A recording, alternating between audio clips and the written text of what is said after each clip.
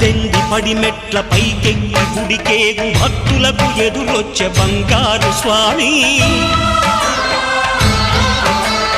ఇరుముడులు స్పృశించి శుభమనుచు దీవించి జన బృందముల చేరే జగమేలు స్వామి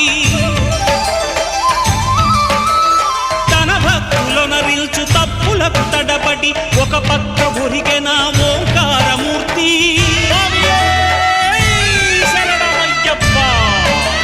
స్వాములందరూ తనకు సాయము కాగా ధీమంతుడై లేచే ఆ కన్య స్వామి పట్టబంధము వీడి భక్తతతికై